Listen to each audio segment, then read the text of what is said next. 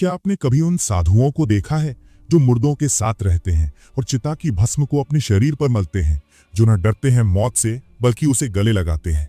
ये कोई साधारण साधु नहीं, ये है अघोरी, जिनके लिए संसार का कोई नियम मान्य नहीं, न रीति न धर्म, सिर्फ अघोर।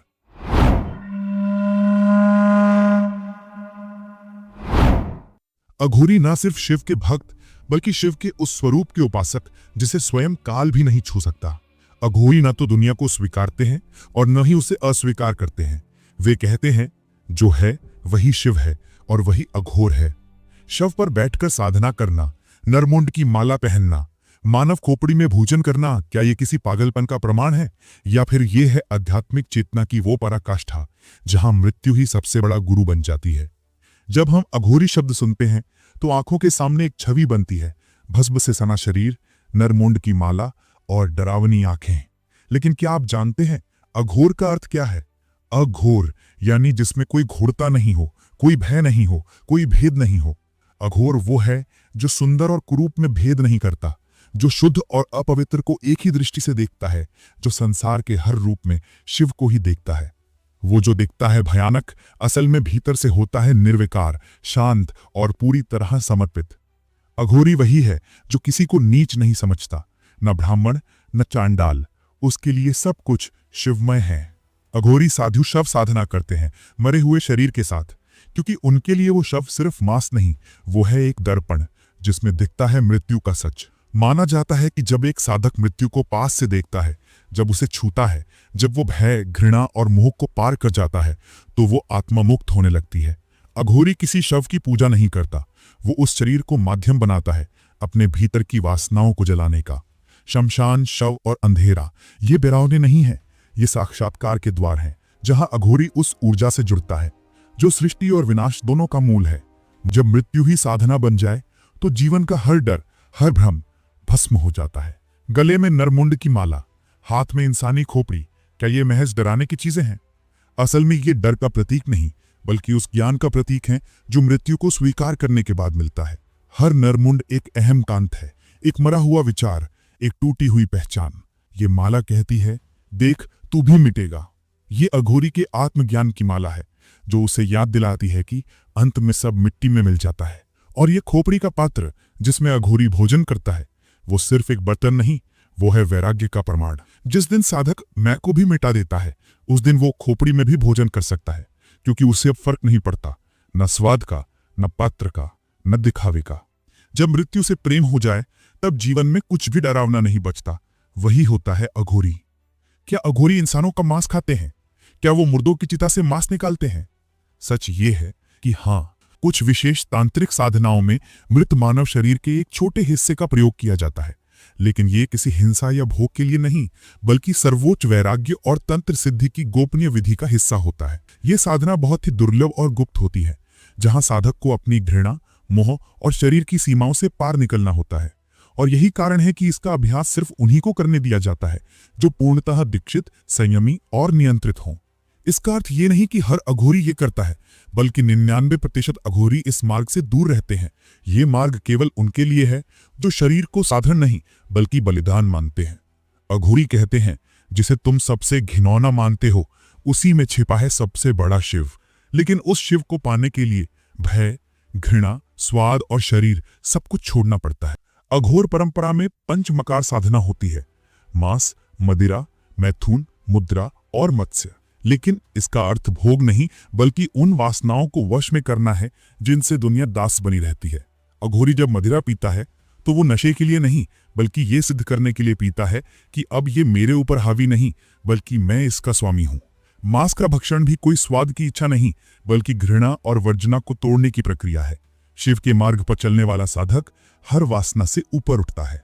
ये कोई आम साधना नहीं, ये एक अग्नि परीक्षा है जहां साधक अपने ही भीतर की वासना, घृणा, मोह और पाप से लड़ता है, क्योंकि अघोरी जानता है विष को पीकर ही अमृत की पहचान होती है। जहां लोग जाते हैं रोने, वहां अघोरी जाता है जागने। श्मशान, जहां जिंदगी की सारी चालाकियां एक लाश में बदल जाती हैं, जहां नाम, शोहरत, पैसा सब भस्म हो जाता है। इसीलिए अघोरी कहता है जहां सब खत्म होता है वहीं से साधना शुरू होती है। श्मशान में डर नहीं होता, वहां सत्य होता है। कोई दिखावा नहीं, सिर्फ राख, हड्डियां और शून्यता। रातें सबके लिए नहीं होती, कुछ रातें केवल साधकों के लिए होती हैं। अमावस्या, वो रात्रि जब चंद्रमा स्वयं छुप जाता है, जब पृथ्वी पर छाया का साम्राज्य होता है और तब अघोरी जागता है। ये कोई सामान्य पूजा नहीं, यह है अघोर तांत्रिक क्रिया, जिसे साधना नहीं, नवचेतना का द्वार कहा जाता है। अमावस्या की रात जब पूरी दुनिया सो रही होती है, अघोरी अपने भीतर की तम की गहराई में प्रवेश करता है। वहां उसे मिलता है शून्य, मौन, मृत्यु और शिव। पूर्णिमा की रात जब चांद अपनी पूर्णता में होता है तो अघोरी करता है ब्रह्म संयोग की साधना। प्रकाश और अंधकार दोनों का संतुलन, यही है अघोरी का मार्ग। अघोरी कहता है, प्रकाश में सभी देखते हैं, लेकिन जो अंधकार में देख ले वही असली ज्ञानी है। क्या आपने कभी एक स्त्री को श्मशान में ध्यान करते देखा है? हाँ, अघोरी केवल पुरुष नहीं होते, स्त्रियां भी इस रहस्यमयी पथ पर चलती हैं। उन्हें कहा जाता है अघोरिणी। जहां अघोरी मृत्यु से खेलता है, वहीं अघोरिणी मां काली की मूर्ति नहीं, स्वयं वो चेतना बन जाती है। अघोर परंपरा में स्त्री को शक्ति तत्व माना गया है, न ही हीन न अबला, बल्कि परम सहयोगिनी, जो साधक को तंत्र की पूर्णता की ओर ले जाती है। वो रक्त और चिता की भस्म के बीच बैठी प्रकृति के स्त्री रहस्यों को साधती है। नारी शरीर को तंत्र की यंत्र भूमि कहा गया है और अघोरिणी उस रहस्य की स्वामिनी होती है। इन स्त्रियों को देखना, उनसे बात करना सामान्य जन के लिए वर्जित होता है, क्योंकि उनकी ऊर्जा रक्षक भी है और विध्वंसक भी। कुछ अघोरिणियां गुरु बनती हैं, कुछ एकांत में साधना करती हैं और कुछ तो इतनी रहस्यमयी होती हैं कि उनका अस्तित्व भी केवल कहानियों में जिंदा रहता है। पंचमकार, अघोरी तांत्रिक साधना की वो विधि है जिसमें हर वर्जित वस्तु एक माध्यम बनती है वासनाओं को जीतने का। मैथुन सिर्फ एक शारीरिक क्रिया नहीं, बल्कि एक ऊर्जा संगम है, जहां शिव और शक्ति, पुरुष और प्रकृति दोनों एकत्व को प्राप्त होते हैं। ये साधना ना वासना के लिए होती है और न ही सुख के लिए, बल्कि ये तो एक तांत्रिक यज्ञ है जिसमें शरीर ही मंदिर और चेतना ही दीप होती है। इस क्रिया में कुंडलिनी अर्थात शरीर की सुप्त ऊर्जा को जगाया जाता है और उसका उद्देश्य है चैतन्य की पूर्णता, न कि शारीरिक तृप्ति। तंत्र कहता है, जो डर के कारण रोके गए उन्हीं मार्गों से मुक्ति मिलती है। मैथुन भी उन 5 मार्गों में एक है जहां आत्मा और प्रकृति योग करती है, और यही है मैथुन का असली रहस्य। वासना, जिसे समाज पाप कहता है, अघोरी उसे पथ मानता है। अघोरी दृष्टि में काम कोई रोग नहीं, बल्कि आत्मिक ऊर्जा है जिसे दमन नहीं, ब्रह्म चेतना में विलीन करना होता है। वो काम को मारते नहीं, वो काम को साक्षी भाव से देखते हैं। जब तक साधक भीतर की वासना को देख नहीं लेता, वो उससे मुक्त नहीं हो सकता।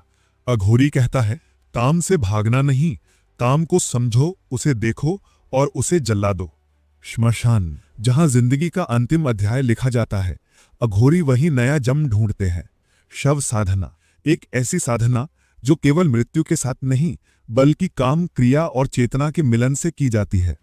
कभी कभी इसमें होता है नग्नता, तांत्रिक मैथुन और गुप्त मंत्रों का प्रयोग, लेकिन इसे देखना वासना के चश्मे से नहीं, बल्कि ऊर्जा जागरण की दृष्टि से जरूरी है। ये केवल क्रिया नहीं, बल्कि एक तांत्रिक अनुष्ठान है जहां पुरुष शिव बनता है और स्त्री शक्ति। उनके मिलन से जन्म लेती है वो ऊर्जा जिसे कहा जाता है कुंडलिनी का जागरण। एक गुरु शिष्य से कहता है, अगर तुम्हारे भीतर जरा भी कामना बची है तो शव साधना तुम्हें खा जाएगी, क्योंकि यहाँ जो खेला जाता है वो केवल शरीर का नहीं, आत्मा और मृत्यु के बीच का है। शव साधना और सेक्स का अघोरी प्रयोग शब्दों से परे है। ये आखिरी द्वार है उस साधना का जहां मृत्यु और वासना दोनों को पार कर परम सत्य को छुआ जाता है। अघोर तंत्र में स्त्री कोई अबला नहीं, वो स्वयं शक्ति है। जहां पुरुष अघोरी शिव है, वहां स्त्री शक्ति, और जब दोनों मिलते हैं तभी साधना पूर्ण मानी जाती है। स्त्रियां जब अघोर साधना का मार्ग चुनती हैं, उन्हें कहा जाता है अघोरिणी। वो भी करती हैं शव साधना, भस्म लेप और तांत्रिक क्रियाएं, बिना किसी डर या संकोच के। तंत्र कहता है, जब तक शक्ति की उपस्थिति नहीं, तब तक शिव भी शव समान। अघोरी स्त्रियां छुपी होती हैं, वो दिखती नहीं, लेकिन उनकी साधना सबसे गहन और खतरनाक मानी जाती है। अघोर परंपरा में स्त्री कोई रुकावट नहीं, बल्कि वो मुख्य द्वार है जहां से साधक मुक्ति और ब्रह्म का अनुभव कर सकता है, क्योंकि जब शक्ति साथ हो तभी शिव जागृत होता है। क्या कोई बिना बोले तुम्हारे मन की बात जान सकता है? क्या कोई दूर बैठकर किसी को ठीक कर सकता है? क्या कोई अपने शरीर को हल्का या भारी कर सकता है? अघोरी साधना में ऐसे साधक भी हुए हैं जिन्होंने प्राप्त की अष्ट सिद्धियां और नवनिधियां। अणिमा, स्वयं को सूक्ष्म बना लेना। ऐसी मान्यता है कि कुछ अघोरी अपने शरीर को इतना सूक्ष्म बना लेते हैं कि वो किसी भी बंद स्थान से निकल सकते हैं या केवल ऊर्जा रूप में यात्रा कर सकते हैं। गरिमा, शरीर को अत्यधिक भारी बनाना। जब साधक गरिमा सिद्धि पाता है तो उसका शरीर पत्थर से भी भारी हो जाता है, कोई उसे टस से मस नहीं कर सकता।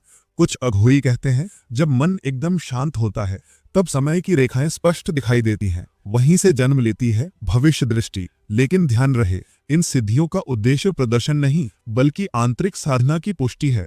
जो सिद्धि को दिखाता है वो साधक नहीं, व्यापारी है। अघोरी इन सिद्धियों को तृतीय श्रेणी की चीज मानते हैं क्योंकि उनका असली लक्ष्य है आत्मा और परमात्मा का मिलन। सिद्धियां आती हैं लेकिन सच्चा अघोरी उनसे बंधता नहीं, क्योंकि वो जानता है कि चमत्कार से नहीं, मौन और समर्पण से ही परम सत्य का द्वार खुलता है। कहते हैं देवता भी डरते हैं अघोरी के क्रोध से, क्योंकि उनका शाप तुरंत असर करता है और उनका वरदान जीवन बदल सकता है। अघोरी मंत्र शक्ति और तपस्या की ऊर्जा से जुड़ा होता है। वो न तो कामना करता है न क्रोध में बहता है, लेकिन जब वो शाप देता है तो वो शून्य चेतना से निकलता है जहां शब्द ब्रह्म होता है। यही कारण है कि अघोरी के बोल सिर्फ आवाज नहीं बल्कि ऊर्जा का विस्फोट होते हैं। अघोरी का आशीर्वाद कोई सामान्य शुभकामना नहीं होती, वो ब्रह्म चेतना से जुड़ा आदेश होता है। कई लोग मानते हैं कि अघोरी की कृपा से असाध्य रोग मिट जाते हैं, भाग्य बदल जाते हैं और मृत्यु का भय दूर हो जाता है। परंतु ध्यान रखना चाहिए, शाप और वरदान कभी मांगे नहीं जाते, वो मिलते हैं केवल उन्हीं को जो पूर्ण श्रद्धा या अपराध के साथ सामने आते हैं। रहस्यमय स्थान जहां आज भी अघोरी रहते हैं। मणिकर्णिका घाट, मृत्यु के पार जीवन का द्वार, वाराणसी, उत्तर प्रदेश। काशी का ये घाट सिर्फ शवों का अंतिम ठिकाना नहीं बल्कि अघोरी साधकों का मुख्य साधना क्षेत्र है, क्योंकि यहाँ मृत्यु हर पल जीवित है और अघोरी मानते हैं जहां मृत्यु है वही मोक्ष का द्वार है। यहाँ अघोरी शव साधना, पंचमकार तंत्र और चिता ध्यान करते हैं। रात में इन घाटों पर साधना करते अघोरी आज भी देखे जाते हैं। त्रयंबकेश्वर, तीनों लोकों का त्रिवेणी संगम, नासिक, महाराष्ट्र। ये स्थान न सिर्फ एक ज्योतिर्लिंग है बल्कि अघोरियों की पुरानी तांत्रिक परंपरा का केंद्र भी है। यहाँ की गुफाओं में आज भी ऐसे साधु मिलते हैं जिनका नाम तक कोई नहीं जानता, लेकिन उनकी उपस्थिति शक्ति से भरी होती है। गहवर वन, हिमालय की गोद में छिपा अघोरी लोक, उत्तरकाशी, उत्तराखंड। गहवर वन का नाम साधारण लोगों ने शायद ही सुना हो, लेकिन यही वो स्थान है जहां प्राचीन तंत्र साधना की गूंज आज भी सुनाई देती है। यहाँ के अघोरी दुनिया से कटे हुए रहते हैं। उनकी साधना इतनी गूढ़ होती है कि कोई सामान्य व्यक्ति पास भी नहीं जा सकता। गिरनार पर्वत, शक्ति तंत्र और मौन की त्रिवेणी, गुजरात। गिरनार पर्वत को सिद्ध पर्वत कहा जाता है। यहाँ के अघोरी कई वर्षों से मौन व्रत में हैं। माना जाता है कि यहाँ भगवान दत्तात्रेय स्वयं प्रकट हुए थे। ये जगह अघोरी तांत्रिकों के लिए एक दिव्य साधना केंद्र है। ये स्थान हमारे देश के तंत्र, तप और त्याग की गुप्त धरोहर है। यहाँ का हर पत्थर, हर पेड़ एक कहानी कहता है, एक अघोरी की साधना की, मौन की आवाज की। इन रहस्यमय स्थानों पर आज भी कुछ आंखें खुली नहीं होती, क्योंकि वे भीतर देख रही होती हैं, उन अंधेरे रास्तों की ओर जहां से आत्मा मुक्त होकर परम शिव में लीन होती है। अघोरी साधना और मां काली, ये दो नाम नहीं बल्कि एक ही शक्ति के दो रूप हैं। काली, जिनके चरणों में मृत्यु है और जिनकी आंखों में मोक्ष की ज्वाला। अघोरी काली को केवल देवी नहीं मानते, वे उन्हें परम सत्य का स्वरूप मानते हैं, क्योंकि काली मृत्यु का नहीं, मृत्यु से परे जाने का मार्ग है। काली वो चेतना है जो भय को भस्म करती है, अहंकार को निगलती है और साधक को निर्विकारी बनाती हैं। काली मंदिरों में अघोर साधना, विशेष मंदिर जैसे तारापीठ पश्चिम बंगाल, काल भैरव मंदिर वाराणसी, कामाख्या असम। इन मंदिरों में अघोरी रक्त पूजा, शव साधना या पंचमकार तंत्र का अभ्यास करते हैं। मां काली के सम्मुख अर्पित की जाती है राख, मदिरा और ध्यान। काली अघोरी के लिए केवल पूजनीय देवी नहीं बल्कि भीतर की चेतना है, वो चेतना जो वासना, क्रोध, मोह और भय सभी को जलाकर परम शांति में बदल देती है। जब अघोरी ओम क्रीम कालिकाय नमः का जाप करता है तो वो किसी देवी को नहीं पुकारता, वो अपने भीतर की काली को जागृत करता है। काली से अघोरी का संबंध भय का नहीं, समर्पण का होता है, जहां वो स्वयं को भस्म कर देता है ताकि काली के स्वरूप में लीन हो सके। अघोरी साधना में तीसरी आंख कोई पौराणिक कल्पना नहीं, बल्कि चैतन्य दृष्टि है, जिससे साधक सत्य को वैसा देखता है जैसा वो वास्तव में है। अघोरी शमशान की ऊर्जा, मंत्रों की ध्वनि और आंतरिक मौन के माध्यम से मस्तक के बीच स्थित आज्ञा चक्र यानी थर्ड आई चक्र को जागृत करते हैं। जब तीसरी आंख जागृत होती है तो साधक केवल देखता नहीं, महसूस करता है कंपन, ऊर्जा और चेतना के स्तर। वो दूसरों के मन के भाव और आने वाली घटनाओं को भांप सकता है। ये साधना सिर्फ वे कर सकते हैं जो अपने भय, मोह और वासना को त्याग चुके हों, जो अपने भीतर पूर्ण मौन को धारण कर चुके हों। कपाल साधना अघोरियों की सबसे उग्र और गोपनीय साधनाओं में से एक मानी जाती है। इसमें साधक मानव खोपड़ी यानी कपाल को अपने ध्यान का केंद्र और आसन बनाता है। यह प्रतीक है मृत्यु की स्वीकृति और अहंकार के पूर्ण वध का। यह साधना केवल मृत्यु पर विजय के लिए नहीं, बल्कि मृत्यु को गुरु मानकर उससे ज्ञान प्राप्त करने की प्रक्रिया है। यह साधना तांत्रिक क्रिया से जुड़ी होती है, विशेष रूप से अमावस्या की रात में की जाती है। लक्ष्य होता है भीतर की नींद को तोड़ना और दिव्य शक्ति से संपर्क। सामान्य साधक नहीं, केवल वे जो अघोर मार्ग में पूर्णतः दीक्षित हैं और जिनकी चेतना द्वैत और अद्वैत के पार जा चुकी है। नक्षत्र कपाल प्रतीक या ऊर्जा केंद्र। अघोरी मानते हैं कि खोपड़ी में मृत व्यक्ति की संवेदनाएं, इच्छाएं और ऊर्जा बसी होती है। जब साधक उस पर ध्यान करता है तो वो उन कर्मों को तिरोहित करता है और स्वयं को बांधने वाले बंधनों से मुक्त करता है। क्या ये काला जादू है?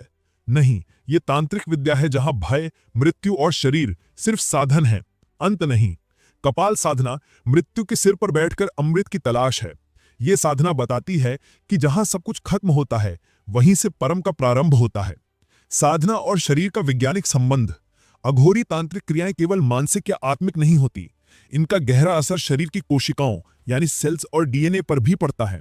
जब साधक विशिष्ट बीज मंत्रों का उच्चारण करता है, जब वो कुंडलिनी साधना से ऊर्जा को जगाता है और जब वो वासनाओं को नियंत्रित कर ध्यान में उतरता है, तो उसका नर्वस सिस्टम, हार्मोन लेवल और डीएनए स्ट्रक्चर प्रभावित होता है। क्या ये केवल विश्वास है या विज्ञान भी? आधुनिक रिसर्च ये बताती है कि साउंड वाइब्रेशन, विशेषकर मंत्र, डीएनए की हीलिंग और डिटॉक्सिफिकेशन को तेज कर सकती है। ब्रीदिंग टेक्निक्स कोशिकाओं में ऑक्सीजन की मात्रा और एनर्जी सर्कुलेशन को बदल देती है और दीर्घकालिक ध्यान से जीन एक्सप्रेशन तक बदल सकते हैं। अघोरी साधना में जो विकृति बाहर से दिखती है, असल में वो एक आंतरिक रूपांतरण का संकेत है। वे अपने शरीर को इतना शुद्ध करते हैं कि उनकी कोशिकाएं ऊर्जा के अधिक प्रवाह को झेलने लायक बनती हैं। शायद एक दिन विज्ञान भी ये मानेगा कि आध्यात्मिक साधना सिर्फ विश्वास नहीं, बल्कि डीएनए के स्तर तक असर डालने वाली प्रक्रिया है। और अघोरी इस राह के पहले वैज्ञानिक हैं जो मृत्यु से नहीं, स्वयं से भिड़ने में यकीन रखते हैं। शरीर, चेतना और डीएनए तीनों एक ही ऊर्जा के तीन रूप हैं और अघोरी इन्हें जोड़ना जानते हैं। अघोरी समाज से अलग जरूर रहते हैं, लेकिन वे उसे नकारते नहीं, बल्कि समाज को दूर से देखते हैं, जैसे कोई ऋषि किसी बच्चे को देखे जो अभी जागा नहीं है। अघोरी दूर हैं क्योंकि वे भीतर गए हैं, और जिसने भीतर का अंधेरा देख लिया, उसे बाहर की रोशनी ज्यादा नहीं लुभाती। अघोरी परंपरा में बिना गुरु के कोई साधना नहीं होती। गुरु ही है जो बताता है कब चुप रहना है, कब मंत्र बोलना है और कब मृत्यु को भी मुस्कुराकर गले लगाना है। अघोरी साधना सामान्य नहीं होती, ये मानसिक, भावनात्मक और शारीरिक सीमाओं की परीक्षा है। एक सामान्य साधक अगर बिना मार्गदर्शन के इस राह पर चले तो वो पागलपन या विनाश की ओर बढ़ सकता है। गुरु किसी को अघोरी बना नहीं देता, वो केवल रास्ता दिखाता है। शिष्य को वर्षों तक मौन साधना, भय की परीक्षा, शरीर और मन की सीमाओं का अतिक्रमण से गुजरना होता है। कुछ को महीनों तक चिता के पास बैठाया जाता है, कुछ को केवल भस्म और जल पर जीवित रहना पड़ता है, और कुछ को रात के घने अंधेरे में मृत्यु का ध्यान करना होता है। गुरु अघोरी परंपरा का स्तंभ है। शिष्य चाहे जितना भी ज्ञानी क्यों ना हो, जब तक गुरु की दीक्षा नहीं मिलती, वो केवल साधक ही रहता है, अघोरी नहीं। गुरु कोई बाहरी व्यक्ति नहीं होता, बल्कि वो आपकी चेतना का आईना होता है, जो आपके अंदर के भय, मोह और भ्रम को दिखाता है और फिर उन्हें तोड़ने में मदद करता है। जहां आम जीवन खत्म होता है, वहीं से शुरू होती है अघोर साधना। लेकिन उस मार्ग पर पहला कदम गुरु के चरणों से ही उठता है। आजकल कई लोग अघोरी के भेष में सड़कों पर भीख मांगते हैं, लोगों को डराकर पैसे ऐंठते हैं, यहां तक कि जादू टोने का भाई दिखाकर लोगों को भ्रमित करते हैं। इनमें से अधिकतर कभी शमशान नहीं गए, न उन्होंने साधना की है, न गुरु धारण किया है। ये केवल अघोरियों की रहस्यमय छवि का व्यापार कर रहे हैं। असली अघोरी लोगों से दूर रहते हैं, नाम और प्रसिद्धि नहीं चाहते और कोई चमत्कार नहीं दिखाते, बल्कि भीतर की चुप्पी में परमात्मा से मिलते हैं। जो खुद को महान बताता है वो साधक नहीं हो सकता। जो पैसे या चीजें मांगता है वो साधना नहीं कर रहा। असली अघोरी की आंखों में भय नहीं, निर्विकारता होती है। असली अघोरी गुरु की अनुमति के बिना कभी किसी के सामने नहीं आता। ध्यान रहे, अघोरी दिखता जैसा है वैसा होता नहीं, और जो असली होता है वो कभी खुद को अघोरी कहता ही नहीं।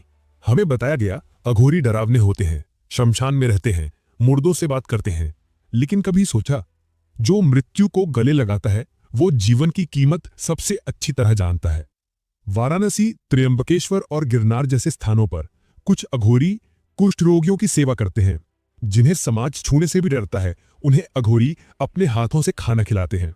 कई अघोरी लावारिस शवों का क्रियाकर्म करते हैं, क्योंकि उनके लिए मृत्यु केवल शरीर की है, आत्मा की नहीं। जहां समाज मुंह मोड़ता है वहां अघोरी अंतिम संस्कार करता है। अघोरी धर्म के नाम पर नहीं, मानवता के नाम पर सेवा करते हैं। कभी किसी भूखे को खोपड़ी के पात्र से खाना देते हैं, तो कभी किसी विक्षिप्त व्यक्ति को चुपचाप वस्त्र उड़ा देते हैं। हमें जो दिखता है वो है राख, खोपड़ी और शमशान, लेकिन जो छुपा है वो है सेवा, त्याग और करुणा। अघोरी दरअसल वही है जो अपना सब कुछ छोड़कर दूसरों के लिए जीना सीख चुका है। कुछ श्रद्धालु कहते हैं कि उन्होंने एक ही अघोरी को वर्षों तक देखा, बिना किसी बदलाव के। उनका कहना है वो तब भी ऐसे ही थे, आज भी वैसे ही हैं। क्या ये केवल विश्वास है या अघोरी सच में मृत्यु को पार कर चुके हैं? अघोर तंत्र में शरीर पर विजय की कई साधनाएं बताई जाती हैं। कपाल साधना, कुंडलिनी जागरण, जीव ऊर्जा का संचय। इनका दावा है कि जब शरीर और मन दोनों शांत होते हैं तब मृत्यु का भय नहीं रह जाता। कुछ आधुनिक शोध कहते हैं कि मानव कोशिकाओं की उम्र बढ़ाई जा सकती है अगर मानसिक तनाव, नींद और शरीर पर पूरी तरह नियंत्रण हो। अघोरी शायद वही करते हैं। वे भय, भूख, वासना और दुख से ऊपर उठ जाते हैं। अब तक किसी अघोरी की उम्र का प्रमाण नहीं मिला, ना कोई जन्म प्रमाण पत्र, ना मृत्यु रिकॉर्ड। लेकिन क्या हर रहस्य को मापा जा सकता है? क्या जो देखा ना जा सके वो सच नहीं होता? अगर कोई 200 साल से जीवित है तो वो इस जीवन का नहीं, किसी और ज्ञान का वाहक है। शायद वो हमें याद दिलाने आया है कि मृत्यु अंतिम सत्य नहीं, केवल एक द्वार है। अघोरी ग्रंथ और गुप्त ज्ञान, एक अदृश्य दुनिया की किताबें। कभी सोचा वो कौन से रहस्य हैं जो सिर्फ कुछ साधकों तक सीमित होते हैं? अघोर वचन ये कोई साधारण पुस्तक नहीं, बल्कि बाबा कीनाराम जैसे महान अघोरी संतों की वाणी है। इसमें अघोरी जीवन, दर्शन और सेवा की भावना को सरल शब्दों में बताया गया है, जो अघोर मार्ग को भय से नहीं, भक्ति से देखना सिखाता है। गहवर तंत्र, गुप्त तांत्रिक क्रियाओं का ग्रंथ। गहवर यानी गुप्त, अंधकारमय। गहवर तंत्र में ऐसे तांत्रिक प्रयोगों का वर्णन है जो केवल दीक्षित साधकों को ही बताए जाते हैं। इस ग्रंथ में शमशान साधना, कपाल क्रिया और पंचमका के वास्तविक अर्थ को गूढ़ भाषा में लिखा गया है। शव साधना रहस्य, मृत्यु के पार की साधना। ये पुस्तक शव साधना को केवल एक विचित्र कर्म नहीं, बल्कि आध्यात्मिक मुक्ति की प्रक्रिया के रूप में दर्शाती है। इसमें बताया गया है कि मृत्यु से डरकर नहीं, उसे जानकर ही आत्मा मुक्त होती है। गुप्त ज्ञान क्यों आमजन से छुपाया गया? इन ग्रंथों में लिखा गया ज्ञान अति शक्तिशाली है, इसलिए ये केवल गुरु शिष्य परंपरा में ही दिया जाता है। एक भी मंत्र या प्रक्रिया यदि गलत हाथों में आ जाए तो मानसिक और आत्मिक विनाश संभव है। इसलिए अघोरी परंपरा कहती है कि ज्ञान तभी दो जब पात्र हो। अघोरी ग्रंथ सिर्फ किताबें नहीं, वो एक गूढ़ जगत की चाबी है, जिसे खोलने के लिए जरूरत होती है त्याग, साधना और मौन की। शब्दों से नहीं, अनुभव से जो जाना जाता है वही अघोर है। कई लोग मानते हैं कि अघोरी काले जादू के उस्ताद होते हैं, कि वो तंत्र से किसी को नाश या रोग दे सकते हैं, लेकिन सच्चाई इससे कहीं ज्यादा गहरी है। अघोरी काले जादू में विश्वास नहीं करते, बल्कि वे अज्ञान को नष्ट करने वाली शक्ति को जगाते हैं। हाँ, उनके पास ऐसी ऊर्जा होती है जो अनजानों को लग सकती है भयानक और विनाशकारी। कुछ कहते हैं अघोरी शाप दे सकते हैं, कुछ कहते हैं वे आत्माओं से बात कर सकते हैं, पर सच्चाई ये है कि वे तंत्र को दूसरों को नियंत्रित करने के लिए नहीं, बल्कि स्वयं को जीतने के लिए प्रयोग करते हैं। यदि कोई अघोरी किसी के ऊपर तंत्र करता है तो उसका उद्देश्य होता है उसकी आत्मा को चेतना दिलाना, ना कि उसे डराना। शमशान के बीच बैठा अघोरी क्या देखता है? जब रात गहरी होती है और चारों ओर केवल चिताओं की गंध होती है, तब एक अघोरी अपनी आंखें बंद कर सिर्फ एक चीज को देखता है, स्वयं को मिटते हुए। शमशान उस आईने की तरह है जहां अघोरी अपने भीतर के डर, वासना और मोह को जरा देता है। कहा जाता है कि अघोरी साधक मृत्यु को छूकर लौटाते हैं, और किसी को वरदान दें तो जीवन बदल जाए, शाप दें तो पल में सब कुछ राख हो जाए। क्या अघोरी अमरता की खोज में रहते हैं? हाँ, कई अघोरी जीवन और मृत्यु के बीच की सीमाओं को पार करने की साधना करते हैं। उनका उद्देश्य केवल जीना नहीं होता, बल्कि मृत्यु को जीतना होता है। कुछ पुराने साधकों के बारे में दावा किया जाता है कि वे 150 से 200 वर्षों से जीवित हैं, जिन्हें बहुत कम लोग देख पाते हैं। कोई उन्हें अमर योगी कहता है, कोई माया पुरुष। क्या वे किसी को वरदान या शाप दे सकते हैं? अघोरी की साधना का मुख्य उद्देश्य है मन और ऊर्जा पर पूर्ण नियंत्रण, और जब ये सिद्ध हो जाए तो शब्द ही ऊर्जा बन जाते हैं। अघोरी का आशीर्वाद किस्मत बदल सकता है और शाप भाग्य को राख कर सकता है। कभी अघोरी को देखना मानो साक्षात शिव के रौद्र रूप को देखना है। वो चलता है तो संसार की सीमाएं हिलती हैं। अघोर रूप में शिव है, वो जो मृत्यु को भी स्वीकार करता है, वो जो जीवन और मरण के बीच नहीं बंटता। जहां सब कुछ एक समान है, वो पवित्र भी है और अपवित्र भी। अघोरी मानते हैं मृत्यु कोई अंत नहीं, बल्कि यात्रा की शुरुआत है, और इस रहस्य को केवल शिव समझते हैं। जो शमशान में रहते हैं, भूतों के स्वामी हैं, भस्म शरीर पर लगाते हैं और सबसे पहले वर्जनाओं को तोड़ते हैं। इसलिए अघोरी कहता है कि मैं किसी ग्रंथ को नहीं, शिव की चेतना को मानता हूं। अघोरी दर्शन कहता है, ना कुछ पाप है ना कुछ पुण्य, जो है वही ब्रह्म है। ये संसार कोई गलती नहीं, बल्कि शिव की लीला है। इसलिए अघोरी किसी चीज को नकारता नहीं। मांस, शराब, शव सब साधना के माध्यम है, पाप नहीं, क्योंकि शिव में जो समाया है वो सब शुद्ध है। अघोरी वो साधक हैं जो मृत्यु से दोस्ती करते हैं, अंधकार को समझते हैं और आत्मा के उस तल तक जाते हैं जहां आम इंसान की चेतना पहुंच ही नहीं सकती। उनका जीवन सामान्य नहीं है, लेकिन इसका मतलब ये नहीं कि वे पागल हैं। वो पथिक हैं, उस मार्ग के जो दुनिया की नजर से छुपा है। अघोर एक ऐसा रास्ता जो भय नहीं, मोक्ष की ओर ले जाता है। और आपने अभी उस रहस्य की एक झलक देखी। अगर ये वीडियो आपके मन, आत्मा और सोच को छू गया हो तो लाइक जरूर करें। इस रहस्य को उन तक पहुंचाएं जो सच को जानना चाहते हैं। वीडियो को शेयर करें और ऐसे ही अद्भुत अनसुने विषयों को जानने के लिए अभी सब्सक्राइब करें, क्योंकि अगला वीडियो और भी ज्यादा महत्वपूर्ण होने वाला है। हम फिर मिलेंगे शमशान की राख से उठते एक और अनसुने सत्य के साथ। तब तक ओम अघोरेभ्यो नमः।